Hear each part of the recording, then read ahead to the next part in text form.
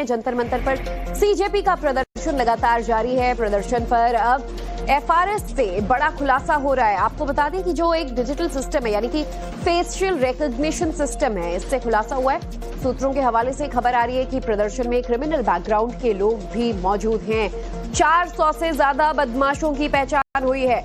Police को निशाना बना रहे क्रिमिनल हैं, तेज धार हथियारों से हमला कर रहे क्रिमिनल हैं। जंतर मंतर पर एफआरएस सिस्टम लगाया गया है। ये एक ऐसा तकनीक है जिससे लोगों के चेहरे उसमें स्कैन हो जाते हैं और इन चेहरों से उनका रिकॉर्ड पता चलता है। और जो 400 चेहरे ऐसे ट्रैक रिकॉर्ड उनका पता चल रहा है कि क्रिमिनल बैकग्राउंड के, उन पर कोई ना कोई आपराधिक मामला दर्ज है। दिल्ली पुलिस ने अब तक 15 एफआईआर दर्ज कर ली है। अनुज हमारे संवाददाता हमारे साथ जुड़ चुके हैं।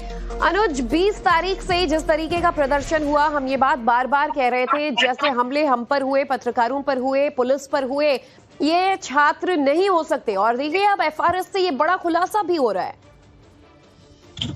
जी बिल्कुल, जिस तरीके से लगातार सीजेपी का प्रोटेस्ट चल रहा है और ये देखने को आया कि जिस तरीके से 20 तारीख को हिंसा हुई, उसमें कई ऐसे लोग थे जिन्होंने जमकर हंगामा किया, तोड़फोड़ किया। और यही वजह है कि एफआरएस सिस्टम जो है, चूंकि उसको लगाने के पीछे दिल्ली पुलिस का ये कहना था कि प्रोटेस्ट के आड़ में कोई असामाजिक तत्व ना आ जाए, और इसी वजह से एफआरएस जो है वो लगाया गया था।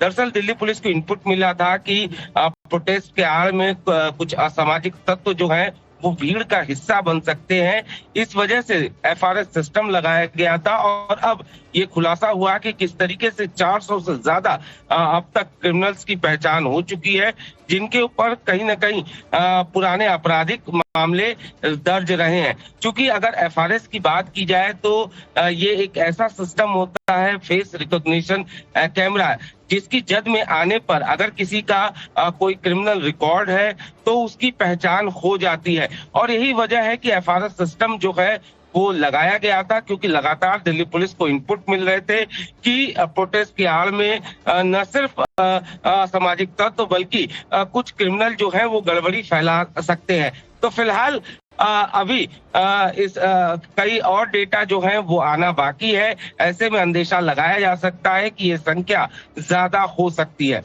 जी बिल्कुल, और जितने लोग तो कैमरे के जद में आए हैं तो 400 नाम सामने आए हैं। सही कह रहे हैं आप कि आगे आने वाले वक्त में संख्या और ज्यादा भी हो सकती है। और ऐसे में देखिए, एक तरफ ये कहा गया है कि जो प्रदर्शन कर रहे छात्र थे, जो सरकार ने मांगे मानी अनुज, उन पर कार्रवाई नहीं होगी, ये एक मांग थी। लेकिन ये तो क्रिमिनल बैकग्राउंड के लोग हैं। ये तख्तियां लिए देखिए, तस्वीर जो नजर आ रही है, ये वही लोग हैं जो छात्रों की भीड़ पर से उस दिन हमले कर रहे थे। तो ऐसे में इन पर कार्रवाई कैसे ना हो।